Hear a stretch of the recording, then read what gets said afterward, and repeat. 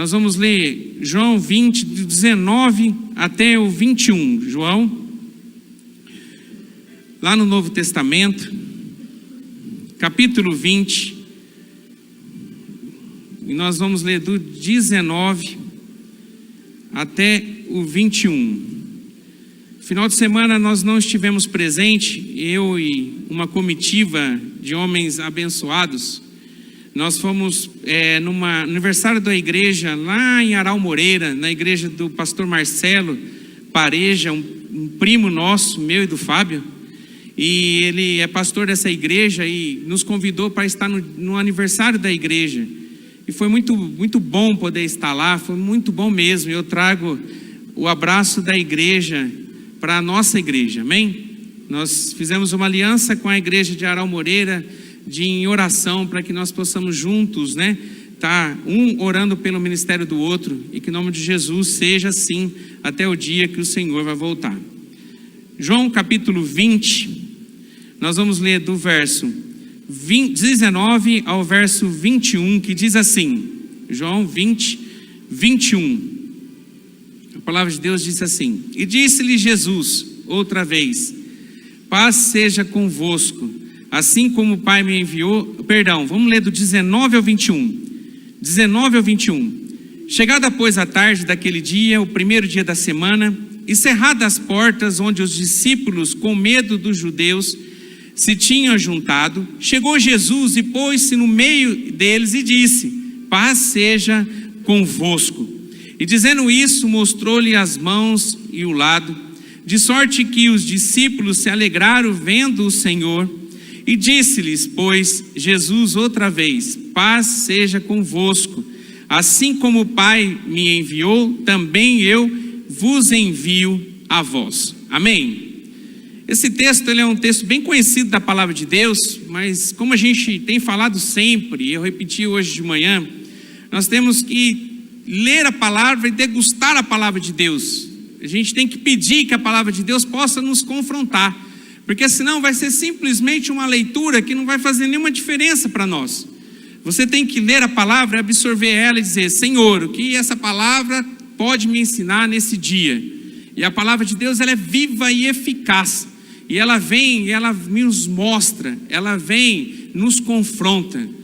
Quem é aqui do ministério sabe disso, quanto que nós somos confrontados com a palavra de Deus.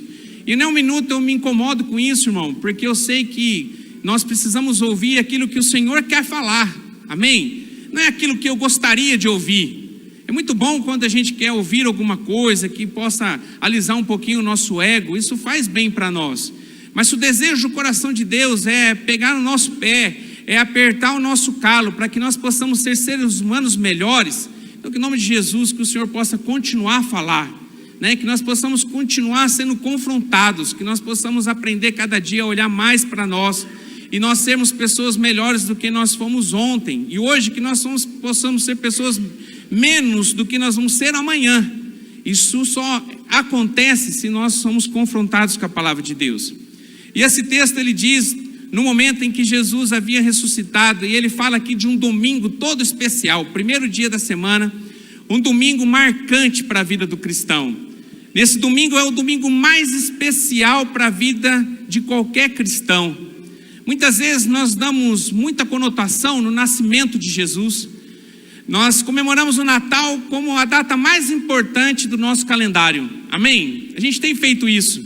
Quando chega dia 25 de dezembro, nós nos alegramos, é dia de partilhar, é dia de ganhar presentes, é dia de a gente comemorar o nascimento de Jesus. O comércio se provém disso e acaba até distorcendo o real significado do Natal.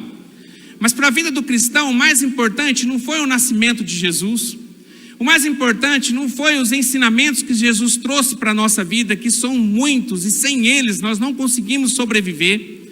Não foram os milagres que ele fez, não foi o poder que Jesus teve para poder tocar no coração daquelas pessoas que nos ensina até hoje, mas o mais importante da vida inteira de Jesus foi a sua morte e a sua ressurreição. A palavra de Deus diz que se Jesus não tivesse ressuscitado, nós seríamos cristãos sem significado. Se você pegar alguns líderes de algumas religiões importantes que a gente tem visto crescendo e que na verdade são grandiosamente usados pelo diabo, tentando distorcer o verdadeiro evangelho e a essência da palavra de Deus, você vai ver esses líderes que eles tiveram as suas vidas, eles de alguma forma impactaram a sociedade onde eles estavam e um dia eles morreram. E se você for visitar o túmulo desses líderes, você vai ver que lá tem o resto mortais dessas pessoas, né? Se você for ver o túmulo de Maomé, você vai poder estar lá e ver que é o criador de uma religião demoníaca, que são os muçulmanos, que é a distorção da palavra de Deus. E você vai ver que esse profeta tão endeusado por essas pessoas, se você for ver, se você for no túmulo dele, você vai ver, tem o resto mortal dele lá. Se você for lá na Índia e for visitar o túmulo do Buda, onde ele foi sepultado, você vai ver que também lá na Índia, onde o corpo de Buda foi sepultado, também estão os restos mortais dele. Daí tem um lugar todo especial, onde também os cristãos vão visitar, que é onde foi feito o sepultamento de Jesus, mas tem uma grande diferença. O resto de mortais de Jesus não está lá, porque ele ressuscitou. Jesus ressuscitou. Nós só somos cristãos verdadeiros, estamos aqui com a palavra viva e nós podemos estar aqui dizendo que nós podemos ser seres humanos melhores e nós temos a garantia que nós vamos morar no céu, porque Jesus Cristo, nosso Salvador, ele morreu, mas ele ressuscitou. Ele está vivo, irmão. Jesus está vivo. Você pode visitar o sepulcro, mas ele está vazio. Ele não está naquele lugar. E isso é a grande vitória do cristão, do cristianismo. Quando na sexta-feira o diabo se alegrou com a morte de Jesus, quando no sábado ainda festejava e comemorava, porque Jesus havia morrido. Mas chegou no domingo, foi o dia da grande vitória, aonde Jesus virou o jogo, aonde aquilo que está escrito em Gênesis capítulo 1, verso 35, que dizia que nós seríamos picados com a serpente a picar o calcanhar daquele que era nascido de homem, que era Jesus, mas ele iria pisar a cabeça da serpente, do diabo, aonde estava decretado a derrota do diabo. Aconteceu nesse dia, nesse domingo todo especial, um domingo onde o nosso Jesus, que tinha sido morto, tinha sido sepultado, agora ele não estava mais lá. Ele vive e vive até os dias de hoje, para a honra e glória do Senhor. E é esse Deus, esse Jesus maravilhoso, que faz com que hoje nós possamos estar aqui, glorificando e exaltando o nome dele. E a Bíblia diz que esses discípulos de Jesus, que caminharam por tempo com Jesus, alguns 3 anos, 2 anos e pouco, caminharam com Jesus, aprenderam com Jesus. Eles tiveram um intensivo, não no Ajocum, como o Marcos estava falando aqui, de 5 meses, mas eles tiveram um intensivo com o próprio Jesus, durante 2 anos e tanto, ouvindo a palavra, vendo os milagres acontecendo, colocando em prática aquilo que eles estavam aprendendo. E de repente, no 3º dia da morte de Jesus, e o dia mais especial, nós não estamos falando de pessoas que não conheciam a palavra, era gente que conhecia, era uma reunião apostólica, de pessoas que conheciam a palavra de Deus, de pessoas que compreendiam a palavra, que tinham ouvido do próprio mestre, que ele ia dar a sua vida, mas ao 3º dia ele ia ressuscitar. E de repente, diante desse cenário, o que nós vemos é homens dentro de uma casa fechada, com medo. Esse texto que nós acabamos de ler retrata a vida, muitas vezes, as nossas vidas. Irmãos, em Eclesiastes capítulo 3 diz que há tempo para todas as coisas. Em Eclesiastes 3:4 diz que há tempo para sorrir e há tempo para chorar. Qual era o momento dessas pessoas, desses discípulos, diante do domingo da ressurreição? Era tempo de choro ou tempo de alegria? Alegria, irmão. Era tempo de estar todo mundo comemorando. Era o dia de fazer a grande festa, porque estava descrito, Jesus já havia dito que no 3º dia ele ia pegar a chave do inferno da mão do diabo e ia se levantar em glória, ia ser ressurreto. E mesmo assim, diante dessa promessa, dessa palavra do Senhor Jesus, nesse texto em que nós lemos homens que conheciam a palavra, que se relacionaram com Jesus e de repente paralisados por conta do medo. Existem algumas coisas que nos paralisam na nossa vida e que infelizmente nos impedem da gente prosperar, da gente poder ter uma vida reta, uma vida abençoada diante de Deus. E aqui nesse texto ele fala de 3 coisas. Eu quero ser bem breve, irmão, e você mesmo, porque a palavra de Deus ela é simples. Às vezes porque ela é tão simples a gente acha que ela não é verdade, mas ela é simples. A Bíblia é simples. E aqui Jesus nos ensina. Esse texto não está por acaso aqui, porque ele quer nos ensinar. Porque muitas vezes nós nos encontramos paralisados como os discípulos estavam. E chegou o tempo, irmão, em nome de Jesus, de você parar de estar paralisado, mas que você possa começar a agir. E a primeira coisa que nos paralisa, que está descrito nesse texto, é um medo. O medo nos paralisa. Infelizmente, o medo nos paralisa. Tem um pastor que eu gosto muito de ouvir, e ele tem uma frase que diz assim, que o medo nada mais é do que a fé na derrota. Tá certo, fé na derrota.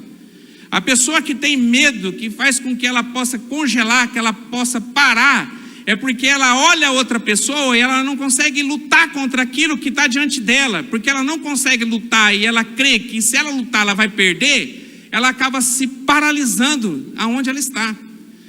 Não que o medo não seja bom, tem algumas coisas que o medo nos traz, nos ensina muito. O grande problema é a gente dosar esse medo. Às vezes algum medo que nasce dentro do coração nos serve para o bem. Então se você, por exemplo, tem medo de andar lá fora, medo de ser roubado, se não for um medo paralisante, você vai tomar todo o cuidado para andar com a tua bolsa no lugar certo. Essa semana eu fui viajar a trabalho, e fui para Goiás, em Goiânia.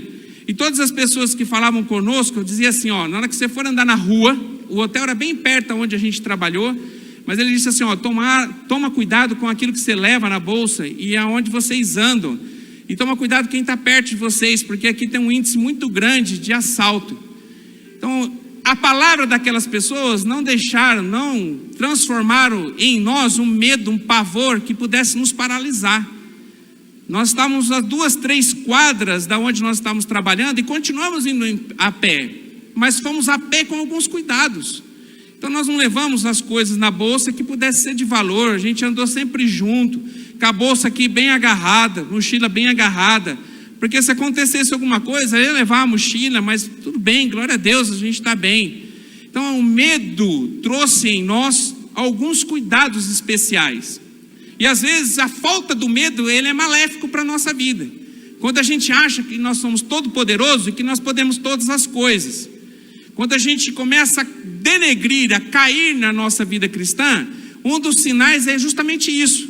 Nós acharmos que nós podemos tudo e nós não precisamos mais de Deus. É o primeiro sinal da sua derrota. Então o medo, ele faz parte da vida cristã. E se ela é bem dosada, ela é muito benéfica para nós. Agora o grande problema é o medo que nos paralisa. Quando nós estamos diante de uma situação e nós cremos e nós depositamos a nossa fé na derrota e não na possibilidade da vitória.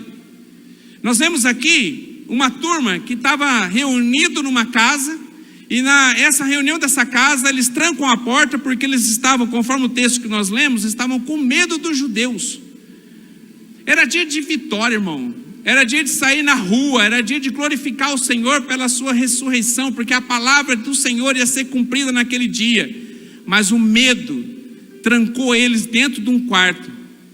Eles não conseguiram ver o mundo lá fora, porque ali dentro o ambiente estava contaminado por um medo paralisante. Se a gente for ver na palavra de Deus, a gente vai ver muitas histórias de homens que foram vencidos pelo medo. E também vemos gente que conseguiram vencer o medo e que tiveram grandes vitórias. Olha a história de Davi. Davi, ele vai lá levar a comida para os seus irmãos que estão em guerra contra os filisteus. E quando ele chega lá, ele começa a ficar abismado, porque ele vê pessoas treinadas, preparadas para a guerra, mas que estavam apavorados com o medo paralisante paralisante diante de uma pessoa do exército inimigo, Golias, porque ele era um gigante, que ele era um grande homem, conforme está descrito na palavra de Deus. Quando eles olhavam para Golias, e Golias passava para lá e para cá, diz a palavra de Deus que ele caminhou por 40 dias, sempre desafiando o povo de Deus, fazendo chacota do povo de Deus, e nenhum conseguia olhar para Golias e ver a sua vitória. Pelo contrário, quando eles olhavam para Golias, eles tinham fé na sua derrota. Como eles tinham certeza que eles iam ser derrotados, eles não iam lutar contra Golias. Daí chegou um menino tão pequenininho, Davi, aquele cara que nem a menor armadura servia no corpo dele. Onde ele foi colocar a armadura para poder lutar contra esse gigante, não conseguia nem caminhar, e ele tira tudo aquilo e diz: eu não preciso disso. Qual a diferença de Davi diante daqueles homens? Porque Davi, quando ele olhou a sua dificuldade, quando ele olhou o seu inimigo, ele olhou com os olhos do Senhor. Quando ele olhou com os olhos do Senhor, aquele inimigo, por mais que aquele homem pudesse ser um gigante, perante os olhos do Senhor era um homenzinho desse tamanhozinho. E ele conseguiu ter fé na sua vitória, não na fé na sua derrota. E deu uma lição para todo aquele povo. Pegou sua funda e ele acreditou, irmão. Ele acreditou que o Deus que ele servia era poderoso para poder derrubar aquele gigante. Ele não temeu. Ele tinha o medo no seu coração, mas o medo foi deixado de lado. E ele tomou posse da sua vitória. Ele começou a crer na sua vitória. Ele não ficou paralisado igual aquele exército de Deus ali, paralisado diante de um único homem. Mas ele conseguiu ver que, apesar da altura, estatura daquele homem, ele era pequenininho diante do Deus que ele servia. Algumas coisas na nossa vida nos paralisam. E talvez você está nessa situação nessa noite. Talvez Deus te trouxe aqui porque Ele quer falar com você, irmão. O que está segurando a tua vida de você romper em Deus? Talvez, irmão, você tem sonhos. Talvez você tem tantas coisas que você quer realizar em Deus, mas porque você teme, porque você tem medo, porque você não crê, porque você não acredita, você está ficando para trás. E Deus manda te dizer hoje que chegou o teu tempo de vitória, irmão. É tempo de você levantar a cabeça, de você olhar para o alto e olhar o tamanho do teu Deus que está junto com você. Muitos momentos difíceis que nós atravessamos, que nós passamos, é criação nossa. Nós criamos esse medo. É lógico que o diabo, ele se aproveita disso, mas a culpa não é do diabo, é de nós mesmos. A Bíblia diz que nós padecemos, que nós erramos, porque nós não conhecemos as Escrituras e o poder de Deus. O que falta muitas vezes em nós é conhecimento desse Deus que nós amamos e que deu seu único filho para que nós pudéssemos ter vida e nós tomarmos posse dessa promessa do Senhor na nossa vida, receber o poder que nós estamos precisando para que nós possamos vencer. Mas não, muitas vezes nós deixamos que pequenas coisas nos paralisam. Pequenas coisas. Olha para a tua vida. Quantas coisas você poderia fazer, quantas coisas você poderia acontecer na sua vida e infelizmente não tem acontecido, porque você tem medo, porque você deixou o medo tomar conta da tua vida. Você não consegue nada, você esquece, você quer as coisas que aconteçam na sua vida de forma milagrosa. E o crente, ele é o mais importante muitas vezes para o crente, é um milagre. Esquecemos até da ressurreição de Jesus e a gente prioriza o milagre. Sabe por que nós, muitas vezes, nós queremos milagres na nossa vida? Porque quando existe um milagre, não existe o nosso esforço. Porque as coisas vêm. E eu creio no milagre, irmão. Então, uma pessoa aqui que acredita no milagre. Se eu não acreditasse no milagre de Deus, nós não estávamos com o ministério que a gente tem.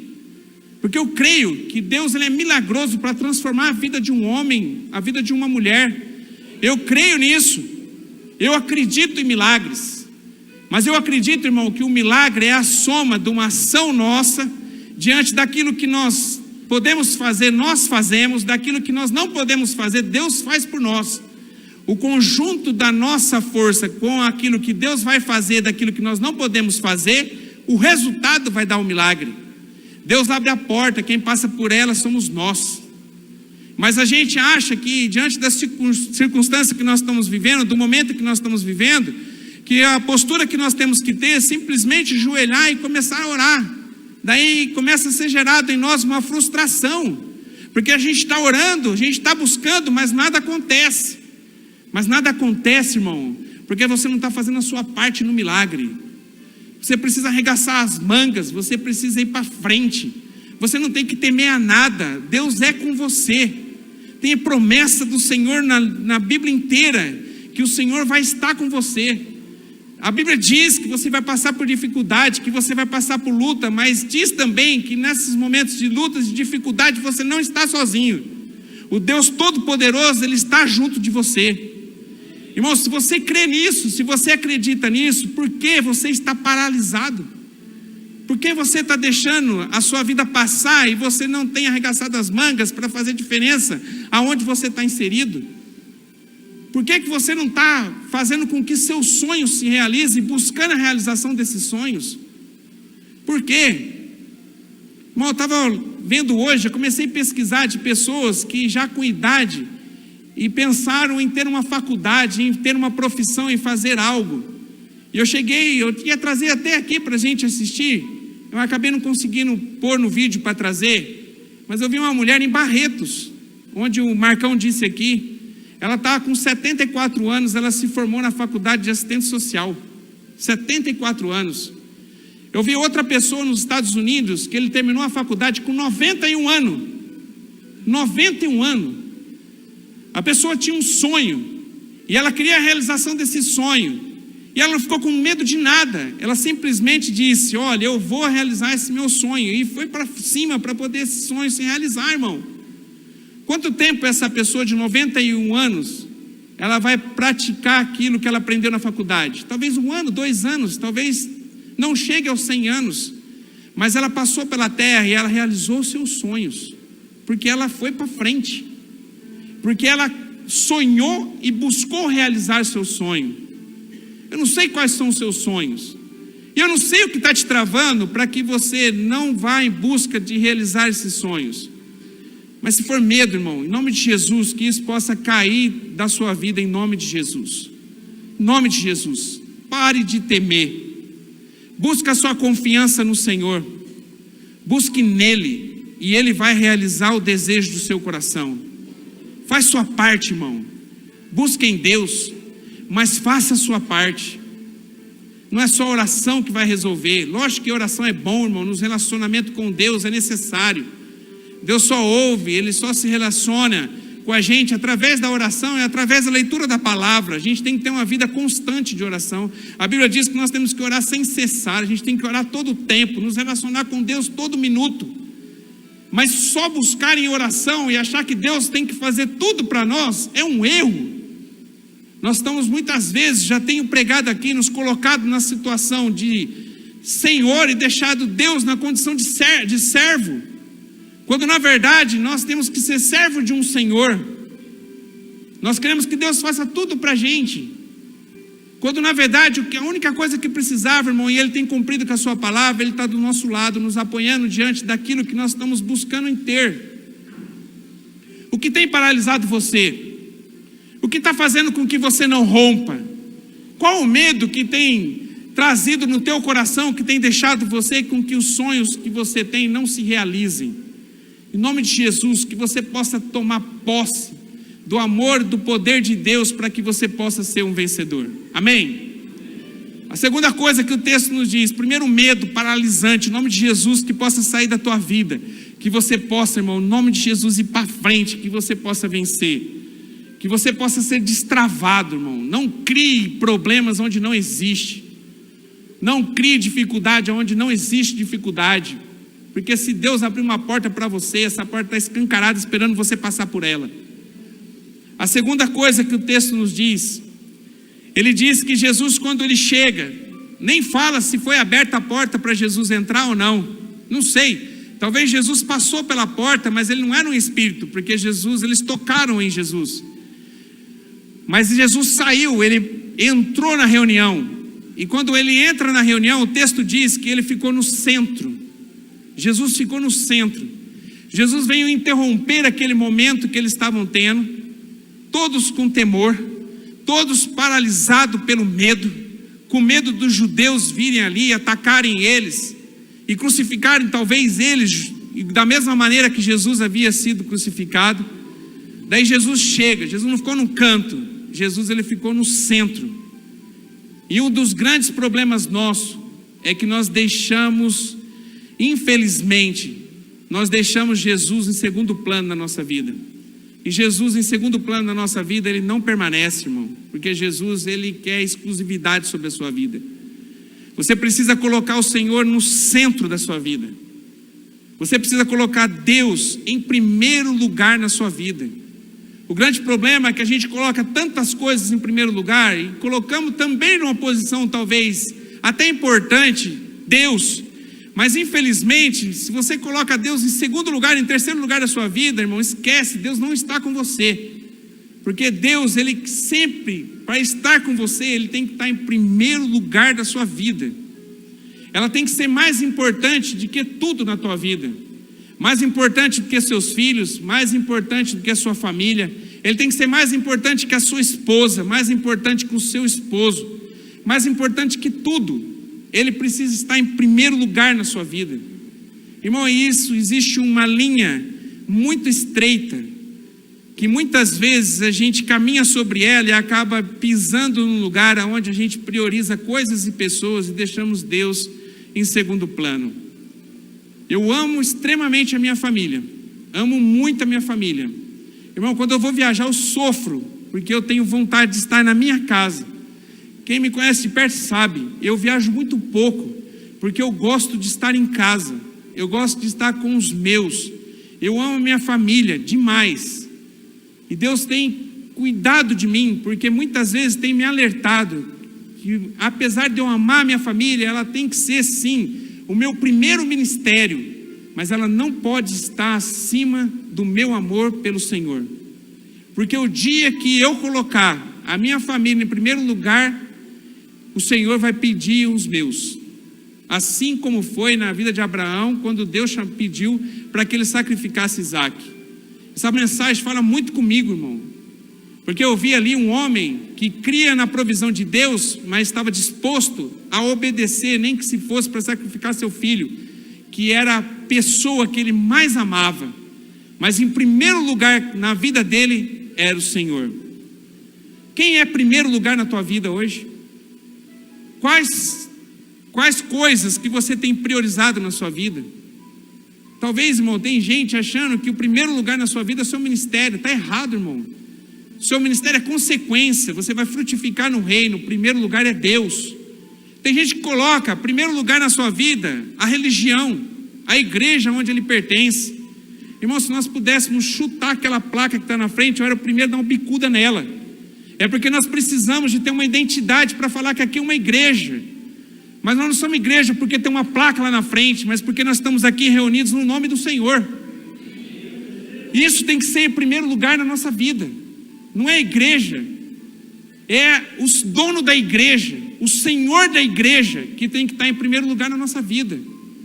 E infelizmente nós temos priorizado tanta coisa, esquecendo do mais essencial, deixar Deus em primeiro lugar. Você já pensou, irmão, que talvez as dificuldades que você está vivendo é porque você tem priorizado tantas coisas, esquecido do Senhor? Tem se esquecido, tem deixado tantas coisas, se influenciar por tantas coisas, esquecido do mais importante, Deus em primeiro lugar na tua vida. Deus, ele é exclusivo, ele não reparte a sua glória com ninguém. Deus, ele só faz parte da sua vida quando você o coloca em primeiro lugar. Em primeiro lugar, irmão, não é segundo. Ah, pastor, eu amo muito a minha família, eu amo muito a minha esposa, mas depois dela vem Deus. Irmão, você está fazendo tudo errado. A ordem de valores na sua vida está errada. Primeiro lugar é Deus, porque se você não tivesse Deus na sua vida, você não tem a família que você tem hoje. Primeiro é Deus. Eu sei que é difícil, irmão, porque nós não podemos ver Deus. Talvez se a gente pudesse contemplar com os nossos olhos a figura de Deus, talvez era mais fácil da gente colocar Ele em primeiro lugar. Mas quando você busca se relacionar com Deus, através da sua palavra, oração, busca, crescimento, relacionamento com Ele, ou você ver Deus vira um detalhe. Porque por mais que você não pode ver com os seus olhos, você pode sentir Ele no seu coração.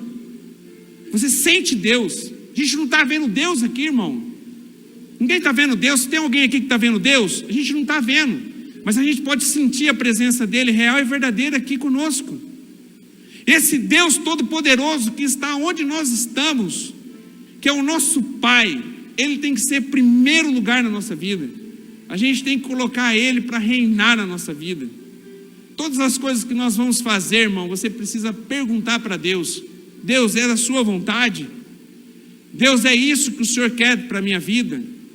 Se nós pensássemos e colocássemos Deus em primeiro lugar na nossa vida, e nós pensássemos isso antes, pode ter certeza que nós seríamos pessoas totalmente diferentes. Porque antes de cometer qualquer pecado, irmão, você ia pensar: será que isso vai agradar a Deus? Será que isso vai agradar meu Pai? Será que isso vai fazer diferença? Será que Deus vai se orgulhar de mim diante disso que eu estou fazendo? Mas infelizmente, irmão, a gente é levado pelas coisas desse mundo. E o diabo é sujo, mas ele não é culpado de tudo. Muitas vezes a gente tem falado tanto do diabo, irmão, mas o problema maior não é o diabo, o problema é nós mesmos. Porque Deus te deu um presente. Deus deu para você o poder da decisão, o livre-arbítrio. Você decide o que você quer para a sua vida. O diabo pode fazer de tudo para tentar derrubar você, mas a decisão continua ainda estando na sua mão, de você se render às coisas que o diabo está te oferecendo, ou você permanecer firme naquilo que o Senhor tem para você. O poder de decisão está nas nossas mãos. O que você está decidindo hoje? Você tem centralizado, tem colocado Deus em primeiro lugar na sua vida? Você está disposto a sacrificar qualquer coisa que te afasta da presença de Deus? Você está pronto para dizer não para os teus sonhos, que talvez os teus sonhos não te levam num relacionamento com Deus, ou talvez não é o desejo do coração de Deus? Você está disposto a dizer não para você mesmo, para que você possa viver a vida de Deus? Como é que está o seu relacionamento com o Senhor? Aí está o problema, irmão. A gente é influenciado por poucas coisas. Hoje de manhã nós lemos o Salmo número 1, capítulo 1, verso 1. E lá está descrito em 3 versículos. Em primeiro versículo diz tudo aquilo que é a caminhada de destruição do ser humano. Ali está descrito certinho no primeiro versículo aquilo que nós fazemos, irmão, que nos afasta da presença de Deus.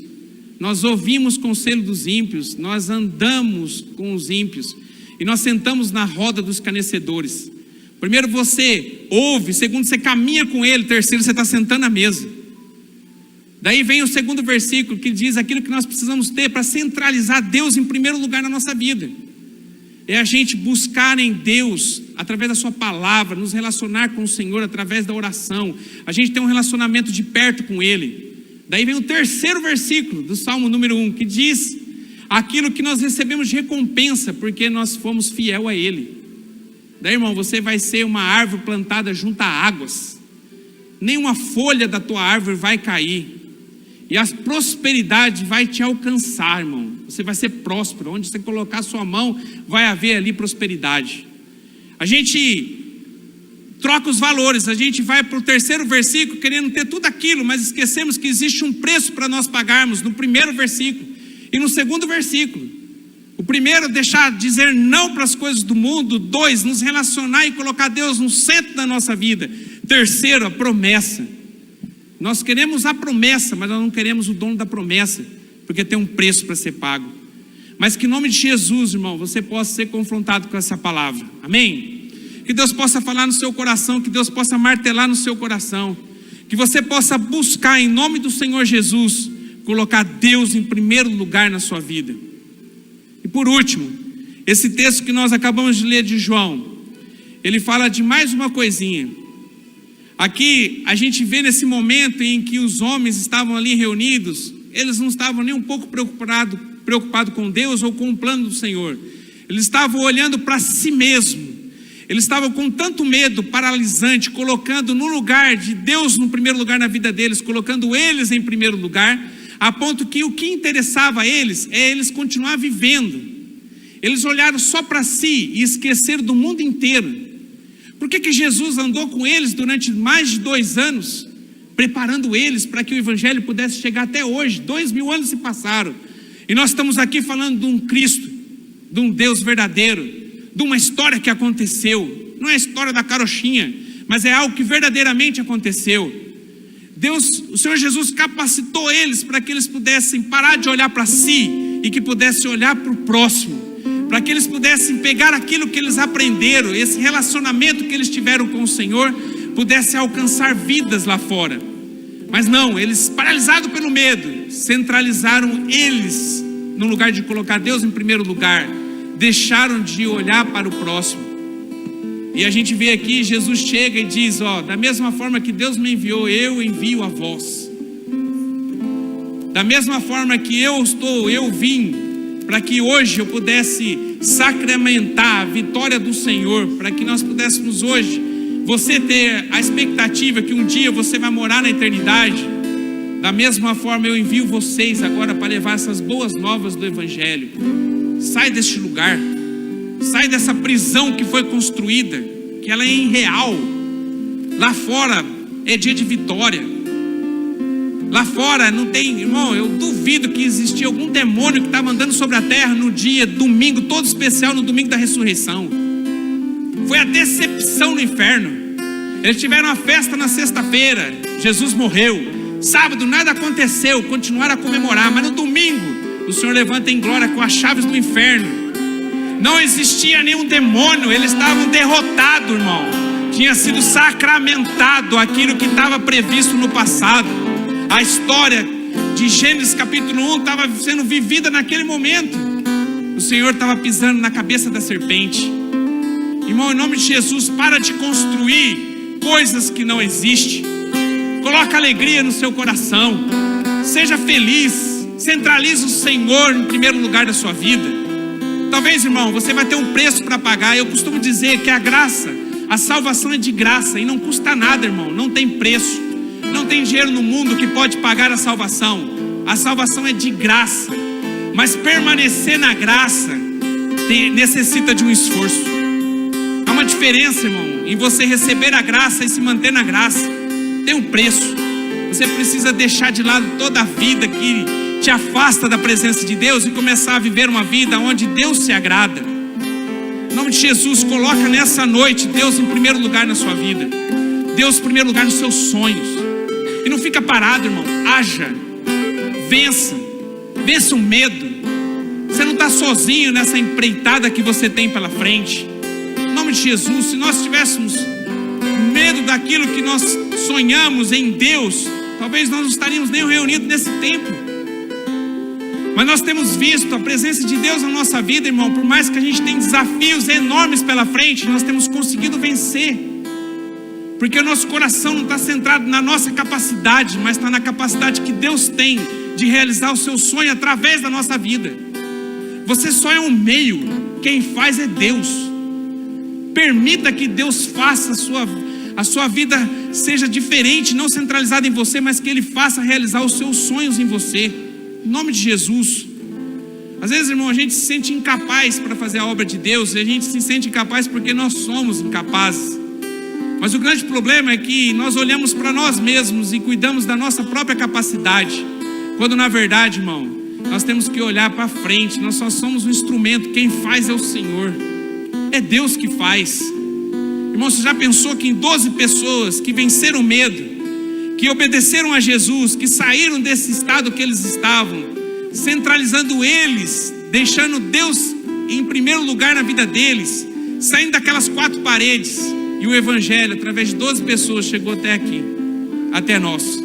Imagine nós aqui com 150 pessoas, o que nós podemos fazer aqui na cidade onde nós estamos? Se verdadeiramente nós vivermos o Evangelho, se verdadeiramente nós vivermos aquilo que está descrito na palavra de Deus, se nós crucificarmos o nosso eu e deixar que Deus, que o Senhor viva em nós, você já pensou o poder que nós temos na mão para revolucionar o lugar onde nós estamos inseridos? Já pensou quantas pessoas que seriam ganhas por Jesus, porque você verdadeiramente vive Jesus não só quando você está dentro da igreja, mas quando você está lá no seu trabalho, quando você está dentro da sua família, quando você se relaciona com pessoas lá fora, onde as pessoas, mesmo você sem falar de Deus, as pessoas conseguem olhar para você e reconhecer o Cristo que habita em você. O grande problema, irmão, somos nós. Mas que em nome de Jesus, que essa palavra possa trazer crise para você, que você possa ter sido confrontado com ela da mesma forma que eu fui, e que você possa ser verdadeiramente, irmão, transparente, que você possa refletir a imagem de Cristo, que você possa vencer os seus medos, que você possa centralizar o Senhor Jesus na sua vida, e que você possa parar de pensar em si, e que você possa pensar no outro, que você possa ser uma árvore frutífera. A árvore não produz fruto para ela produz o fruto para o próximo, para o outro. Quem é beneficiado do fruto de uma árvore não é a própria árvore, mas é quem vai degustar aquele fruto. Frutifica, irmão, em nome de Jesus. Quanto mais você dá, mais você recebe, para que você possa dar mais. Você é beneficiado. Nós temos aprendido aqui que você é abençoado não quando você recebe uma bênção, mas quando você é canal de bênção para a vida do outro. Você se torna um abençoado, porque eu abençoo as pessoas. Eu sou um canal de bênção de Deus. Eu não retenho a bênção, eu compartilho a bênção. Em nome de Jesus, que você possa viver assim também. E eu queria que você ficasse de pé para a gente orar em nome de Jesus. Em nome de Jesus.